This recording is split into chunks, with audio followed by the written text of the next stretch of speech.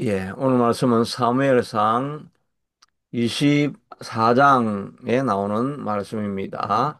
사울이 블레셋을 쫓다가 돌아오매, 블레셋 사람, 쫓다가 돌아오매라고 되어 있는데, 이것은 어제 사울이 다윗을 쫓아가지고 마온 광야까지 내려와가지고, 이 마온 광야에서 산 이쪽에 서 있으면 다윗은 저쪽으로 가고 저쪽에 있으면 이쪽으로 오고 뭐 산 하나를 두고 거의 잡힐 듯 말 듯 했는데 그때 마침 블레셋이 이 기브아 이 지역에서 블레셋이 이 북쪽에서 공격을 해온다 이 이야기를 듣고 마온에 있던 사울이 급히 다시 기브아로 올라가게 됩니다.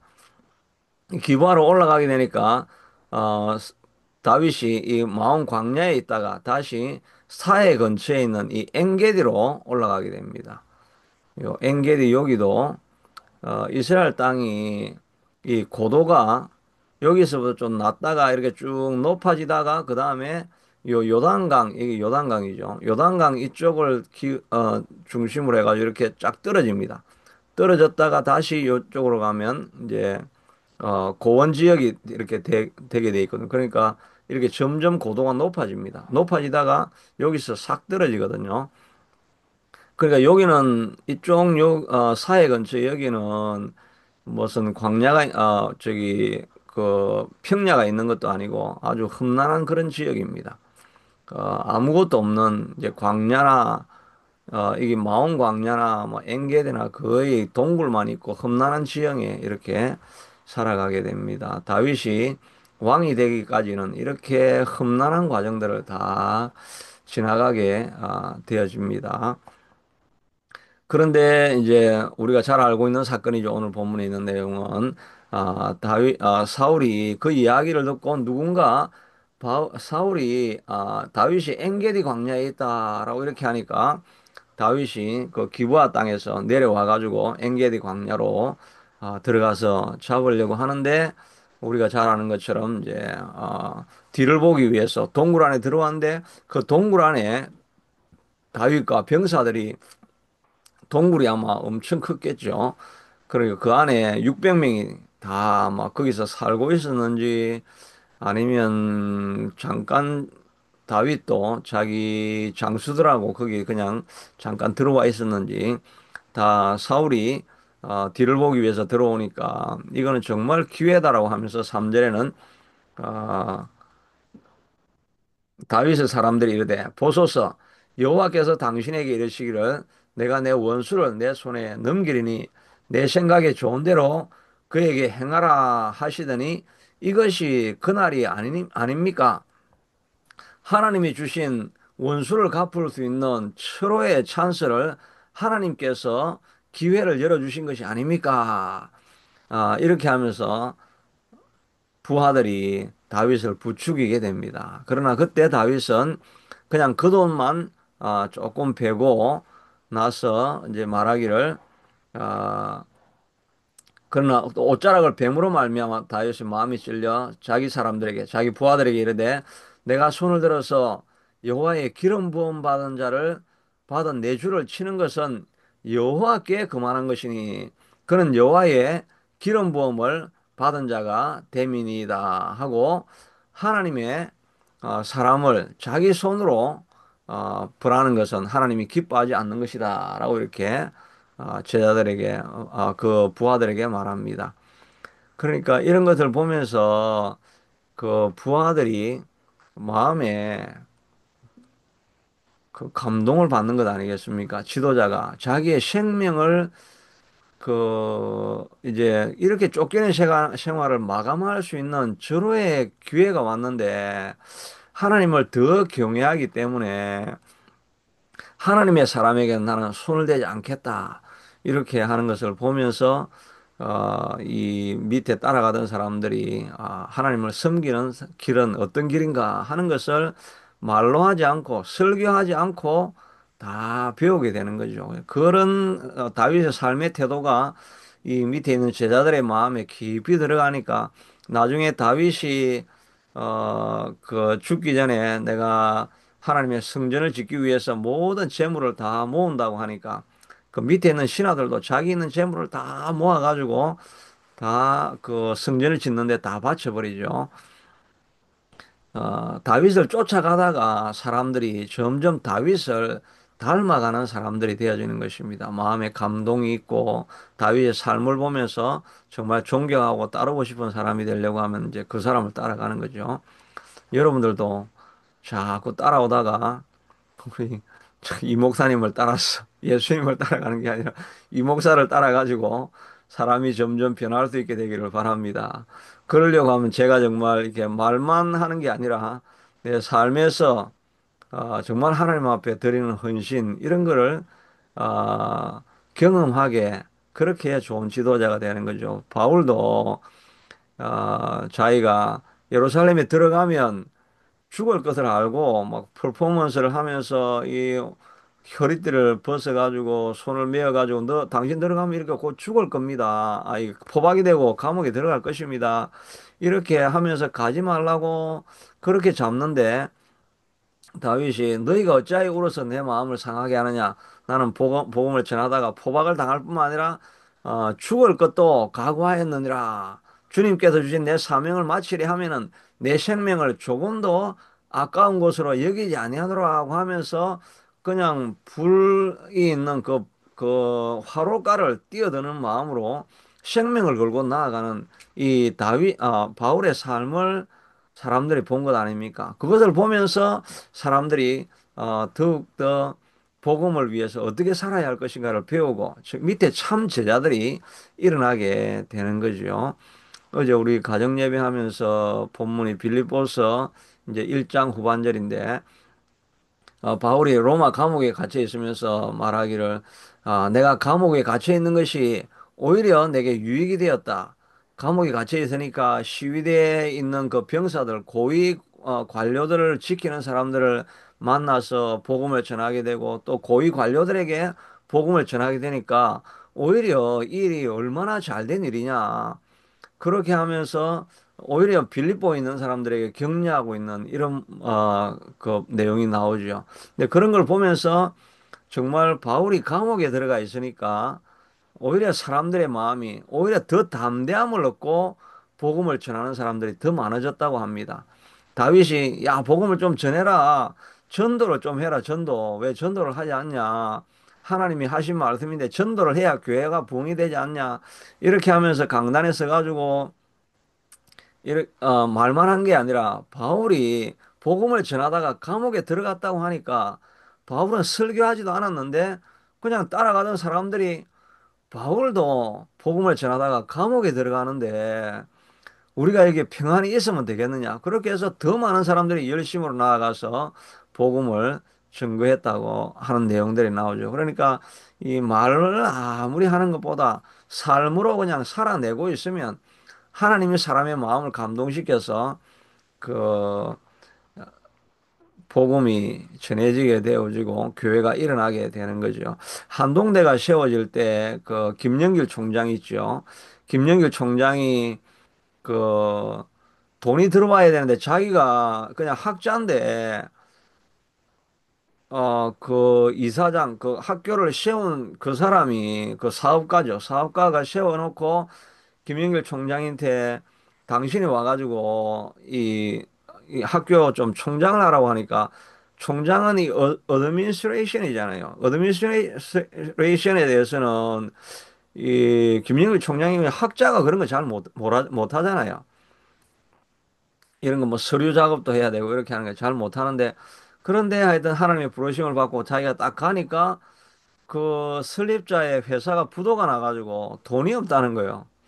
그러니까 자기가 가자마자 그 학자였던 사람이 이제 돈 구하러 다니러 엄청 애를 쓰게 되고 또 이 좋은 취지라는 것을 알고 해외에 있던 유명한 학자들이 다 와서 가르치려고 하고 이렇게 했는데 교수들도 줄 월급이 없는 거예요. 그러니까 정부 보조금을 받아가지고 뭐 시설 투자나 이런 걸 해야 될 거를 그 교수들 학자금 저기 월급으로 다 줘버린 겁니다. 이게 나중에는 횡령이라고 하는 뭐 이런 제목으로 덮여져 가지고 돈을 자기 마음대로 썼다. 그래 가지고 감옥에 들어가죠. 이 감옥에 들어가 있으니까 학생들이 기도하기를 시작하는 것입니다. 그러니까 전 학교가 기도처가 된 거예요. 그래서 그 채플에 학생들이 와가지고 그 밤새워 학교를 위해서 기도하고 총장을 위해서 기도하고 그 학교가 대학교가 기도하는 학교로 바뀌어진 것입니다. 정말 저도 우리 대학에 갔을 때 이런 도전을 받는 대학에 있었으면 얼마나 좋았을까 그런 생각을 네. 해보게 됩니다. 공부하러 갔는데 공부하는 학생들이 전부 다 총장을 위해서 학교를 위해서 채플에 나와가지고 뭐 정말 눈물을 많이 흘렸다 그러죠. 이게 김영길 총장도 잡혀가는 이런 상황이 되어지니까 돈 문제를 가지고 날마다 채플에 가가지고 총장이 눈물로 기도하는 거 있으니까 학생들이 그 총장, 기도하는 총장을 다 보고 있은 건 아니고 총장 따라서 기도하고 이러면서 초창기에 학생들은 그 시설도 별로 없는데 거기에 많은 학생들이 가가지고 정말 눈물의 기도를 통해 가지고 눈물로 씌어진 대학이 이제 한동대가 되어진 것이죠. 정말 한 리더가 기도하면서 희생을 하게 되니까 정말 그 뒤에 따라가는 사람이 그 기도하는 총장을 보면서 어떻게 하면 기독교로 이 나라를 세울까 이런 걸 고민하는 사람이 되었더라 하는 것입니다. 저도 이렇게 정말 눈물로 기도를 많이 해야 되는데 눈물로 제가 기도를 하지 않고 요즘은 어찌된 판인지 저도 이 기도를 길게를 지금 못하고 있어요. 지금 기도를 길게를 못하고 있어요. 저도 빨리 기도를 마쳤으면 좋겠다. 이러니까 어젯밤에 이제 생각하기를 어제 강의 마치고 나서 그냥 빈둥빈둥하고 뭘 아무것도 하지를 못했어요. 이 뭔가 할 일은 아는데 할 능력이 안 생기는데 왜 그런가 생각해 보니까 요즘 내가 기도를 좀 세게 해야 되는데 기도를 내가 못하고 있구나. 그 생각이 많이 들어가지고 오늘은 내가 이제 기도를 좀 많이 해야 되겠다. 그런 생각을 이렇게 해보게 됩니다. 여하튼 하여튼 지도자가 어떻게 살아가는 그 삶을 보고 사람들이 변화된다는 것을 생각해 보면, 이제 나를 따르라가 돌격 앞으로가 아니라 나를 따르라고 해야 됩니다. 이스라엘 전투할 때는 절대 돌격 앞으로라는 말이 없다는 거죠. 돌격 앞으로는 그냥 나는 뒤에 있을 테니까 너희들이 먼저 가서 총받이 대라 하는 게 돌격 앞으로고 나, 나를 따르라는 앞으로 나아가면서 내가 총받이가 될 테니까 나를 따르라. 이렇게 해야 사람이 변화되고 변화가 일어나게 되는 거죠. 집안에서도 그냥 와이프가 기도를 열심히 하고 있으면 남편이 따라오게 되어 있습니다. 남편이 막 그냥 본인은 기도 안 하면서 남편 보고 왜 기도 안 하냐, 신앙생활 왜 바로 안 하냐, 막 그러하면 바가지 끓는 게 돼가지고 좋은 일이 안 생기고 오히려 그냥 기도하면서 본인이 나아가면 가족도 다 따라오게 될 줄로 믿습니다. 다윗도 그 마음 가운데 내 원수를 그 다윗의 사람들 부하들은 이걸 기회라고 생각합니다. 여호와께서 당신에게 이르기를 내가 내 원수를 내 손에 넘기리라 내 생각에 좋은 대로 그대로 행하라 하시더니 이 날이 그 날입니다라고 이렇게 했다는 거예요. 하나님이 다윗에게 너 좋을 대로 해라고 한 말을 했다는 것입니다. 그런데 이 어떤 성경 구절에 찾아봐도 하나님이 내 원수를 네 마음대로 해라. 이렇게 한 성경 구절은 없습니다. 근데 제자들이 이것을 기회로 삼으려고 하는 그런 유혹의 마음이 생긴 겁니다. 그래서 자기 마음대로 해석을 해가지고 이건 하나님 주신 기회입니다. 사울을 죽이려고 하나님께서 주신 기회 아닙니까? 이렇게 유혹이 들어온 것을, 시험이 들어온 것을 기회라고 생각을 하게 된 말하게 된 것입니다. 만약에 다윗이 이것을 기회인 줄로 알고 굴에 들어왔으니까 그냥 사울을 죽여버렸다. 이러면 어떻게 되겠습니까? 기름 부은 사람을 죽인 다윗을 사람들이 대적하는 사람들이 일어날 수 있게 되겠죠. 다윗을 쫓아가는 사람들도 얼마나 많았습니까? 사울을 여전히 왕으로 생각하는 사람들이 많았기 때문에 아마 다윗이 사울을 죽였다고 한다면 이제 둘이 싸움이 일어나가지고 결국은 다윗이 자기 이스라엘 백성들을 죽이고 왕이 되었을 겁니다. 그렇게 왕이 되고 나면 고양이가 자꾸 여기 있으니까 이게 내가 신경이 쓰이네. 어, 그 그러니까 그렇게 피를 흘린 왕이 되었다고 한다면 나라가 계속 싸우는 나라가 되어질 수밖에 없었을 것입니다. 뭐 지금 이제 우리나라 대통령이 세워지는데 뭐 한 명은 감옥 가고 세워지고 이러니까 한쪽에 있던 사람들의 마음이 상당히 좀 불편하겠죠. 한 명은 감옥에 들어가고 한 명은 저기 대통령이 되고 하니까 그냥 서로 잘 편안하게 해서 이렇게 왕이 되고 한다면 나라가 하나가 될 수 있을 텐데, 뭐, 다윗도 마찬가지로 사울을 죽였다고 한다면 아마 다윗은 반쪽짜리 왕밖에 되지 않았을 것입니다. 그런데 다윗은 그의 마음 가운데 하나님께서 하신 말씀이 있는 거죠. 신명기에도 보면 그렇게 되어 있습니다. 신명기에도 보니까 32장 35절에 원수가 없는 일과 보응은 내게 있나니라고 원수는 하나님이 갚는다는 것입니다. 로마서에 더 잘 설명이 되어 있죠. 사랑하는 자들아 너희가 친히 원수를 갚지 말고 하나님의 진노하심에 맡기라. 기록되었으되 원수가 없는 것이 내게 있으니 내가 갚으리라. 하나님이 원수가 없는 것은 하나님이 갚겠다라고 말씀하시는 것입니다. 우리가 원수를 친히 갚으려고 하면 우리 손에 피를 묻히면 하나님이 그것을 기뻐하지 않는다라고 말씀하고 있는 것입니다. 우리의 마음에 원통하고 억울한 일을 당할 때가 있죠. 미워하는 사람들이 막 있죠. 그런데 우리는 원수나 미워하는 사람들을 우리가 친히 보복을 하리라. 그거 하는 건 하나님이 기뻐하지 않는 것입니다. 우리는 원수가 줄이거든 먹이고 목마르거든 마시게 하고 그렇게 해서 그 원수의 머리에 숯을 쌓아 놓아라. 하나님의 진노를 쌓아 놓아라고 하면서 우리가 해야 될 일은 원수에게 줄일 때 먹이고 목마를 때 마시게 하는 것이 우리가 해야 될 일입니다. 교회 가면 꼭 미워하는 사람들이 이렇게 꼭 한두 명이 좀 보이죠. 그런데 그런 사람들이 보이면, 저 사람 안 됐으면 좋겠다. 망했으면 좋겠다. 이렇게 하는 게 아니라 어떻게 하면 그 사람을 도와줄 수 있을까? 그 생각을 꼭 하라는 것입니다. 잠언 24장 17절, 18절에 보니까 네 원수가 넘어질 때 기뻐하지 말라. 여호와께서 그것을 보시고 기뻐하지 아니하시며 그에게서 진노를 옮기실까 두려워하라. 이렇게 말하고 있습니다. 원수가 잘 안 되면, 고소하다. 그런 마음이 들지요. 미워하는 사람이 잘 안 되면, 고소하다. 이런 마음이 들면은 그때 그걸 두려워하라는 것입니다. 그것을 여호와께서 기뻐하지 않는다는 것입니다. 고소하게 여기면 하나님이 그걸 기뻐하지 않는다는 것입니다. 너는 원수를 향해서 축복하고 기도하고 먹이고 입혀야 될 사람이 망하니까 야 고소하다 이렇게 하고 있는 그 마음은 하나님이 기뻐하지 않는 마음이라는 것입니다. 원수가 어려움을 당하고 있을 때 어떻게 도울 수 있을까를 생각을 하고 그렇게 먹이고 입히면 원수가 없는 것은 하나님이 공의는 행하실 테니까 너가 해야 될 일은 사랑하고 섬기는 일밖에 없다는 것입니다.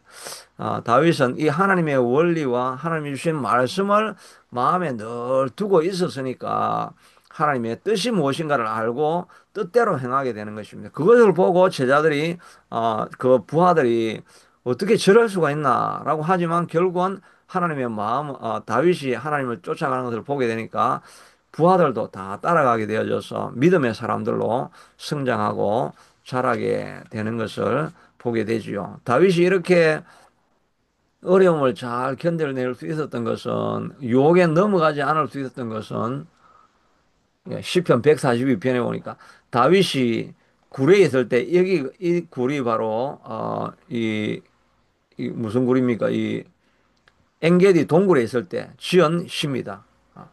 엔게디 동굴에 있을 때 그가 늘 한 일은 내가 소리내어 여호와께 부르짖으며 소리내어 여호와께 간구하는도다. 내가 원통함을 그의 앞에 토로하며 내 우환을 그의 앞에 진술하는도다. 다윗은 사울이 오는 것을 사울을 살려주면서 내가 원통하게 왜 여기서 쫓기고 있는가 하는 것을 하나님 앞에 내 우환과 원통함을 하나님 앞에는 계속 토로하고 그러나 원수가 오면 살려주고 하나님이 심판하시기를 기다리는 그런 모습을 볼 수가 있는 것입니다.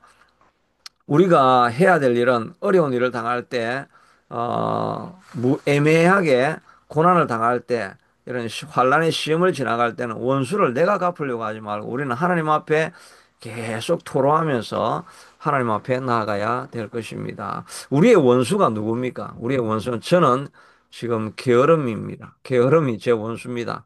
자꾸 어, 이 뭐 죽을 환란이 자꾸 찾아오면 그냥 애를 써서 이렇게 기도하고 해야 될 텐데 자꾸 뭐 큰 어려움이 없다고 생각하니까 지금 이 해야 할 일은 산적에 있는데 이 일을 하지 않을 이런 힘이 능력이 안 나타나는 것입니다. 이걸 제 원수인데 저는 하나님 앞에 기도하면서 하나님 내가 일할 수 있는 하루가 되게 해 주시옵고 하나님의 능력을 보여주시고 성령의 감동을 통해서 내 마음에 무슨 일이든지 하려고 하는 열정과 능력이 좀 생기게 해주십시오라고 하는 것이 제 기도고 제 원수인데 이 원수를 저는 오늘 싸워서 이겨낼 수 있게 되기를 바랍니다. 여러분들도 여러분 앞에 있는 사람이 원수든지 삶의 어려움들이 원수든지 하나님 앞에 끊임없이 우한을 토로하면서 나아가서 하나님이 도우시는 그런 하루, 승리한 하루 될 수 있게 되기를 축복합니다. 하나님, 다윗은 사울이 동굴에 들어왔을 때 기회라고 생각할 수 있고 자기의 고난을 끝낼 수 있는 그런 시간인데 하나님의 뜻을 기억하기 때문에 참고 기다리며 모든 우환은 하나님 앞에 토로하며 나아갔던 것을 보게 됩니다. 이런 진정한 왕의 모습, 하나님을 따르는 모습을 보면서 그의 제자들이 믿음의 제자들로 성장하고 자라간 것도 우리가 보게 됩니다. 하나님 말씀을 끝까지 붙들면서 우리가 해야 되는 하나님 앞에 나아가서 우리의 우한을 하나님 앞에 토로하고 원통한 것을 토로하며 하나님이 주시는 위로를 받고 하나님이 주시는 힘과 능력을 얻어서 원수를 용서할 마음을 가지고 살아가는 것입니다. 오늘 우리가 그렇게 기도하다가 하나님이 주시는 능력과 위로와 힘을 받아서 사람들을 용서하고 하나님이 길을 끝까지 걸어갈 수 있는 힘과 용기를 허락하여 주시기를 원하고 또 특별히 저 자신은 사람들이 믿음으로 따라올 수 있을 만한 삶을 살아갈 수 있는 능력과 힘을 오늘 저에게도 하나님 더하여 주시기를 원하고 특별히 하나님이 아침에 와서 기도하는 사랑하는 성도들을 하나님께서 기억하여 주셔서 그들이 하나님 앞에 기도할 때마다 능력을 주시고 힘을 주셔서 믿음의 삶을 살아서 다른 사람에게 좋은 간증이 되어질 수 있는 삶을 살아갈 수 있도록 축복하여 주시옵기를 간절히 원하고 소원합니다. 예수님 이름으로 기도드리옵나이다. 아멘. 예, 오늘도